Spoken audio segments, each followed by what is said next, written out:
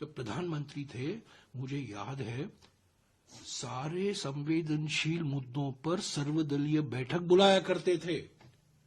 पिछले 10 साल में मैं सवाल पूछना चाहता हूं, कितने सर्वदलीय बैठक प्रधानमंत्री ने की है?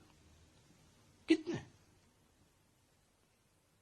हर एक मुद्दे पर प्रधानमंत्री डॉक्टर मनमोहन सिंह सभी नेताओं को बुलाते थे, सुनते थे और कभी कभी कहा करते थे आपने सही कहा।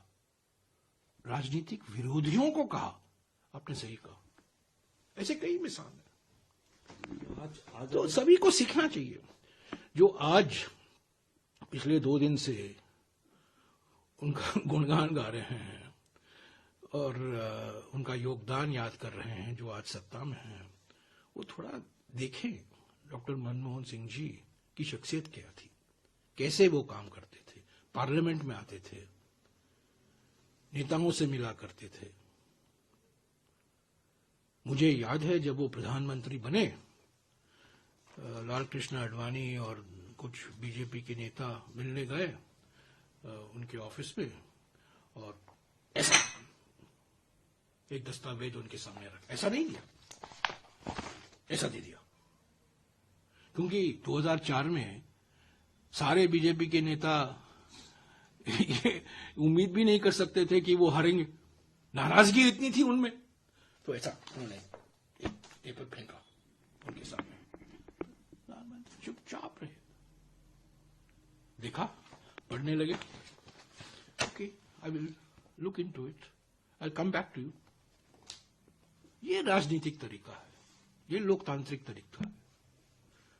तो आज अगर पूरी पारदर्शिता है। आज अगर डॉक्टर मनमोहन सिंह होते इस करंट डिस्पेंसेशन में, दो he was a member of Rajya Sabha but he was due to his health. हाँ, थोड़ा अगले पिछले 4-5 सालों में उन्होंने देखिए नोटबंदी पर जो 4 मिनट का उनका वक्तव्य था राज्यसभा में, सिर्फ 4 मिनट का, पर हिला दिया सरकार को। भूकंप आ गया, ऑर्गेनाइज्ड लूट, प्लंडर, एक बिल्कुल मेरे ख्याल में 6 लाइन था, 7 लाइन था नोटबंदी के। उन्होंने कहा, बस उन्होंने कहा नोटबंदी धक्का देगी अर्थव्यवस्था पर, धक्का होगा, इसका दुरअसर होगा, और जो उन्होंने कहा सही निकला। सिर्फ ज्यादा बोलते नहीं थे वो, जब वो विपक्ष में थे ज्यादा बोलते नहीं थे, पर जब वो बोलते थे सब लोग सुनते थे।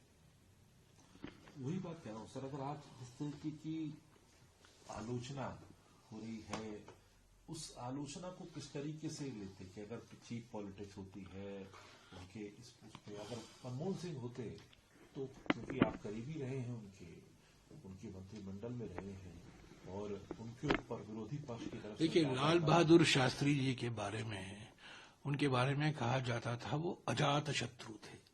मैं कहता हूं डॉक्टर मनमोहन सिंह जी भी एक आधुनिक अजात शत्रु थे।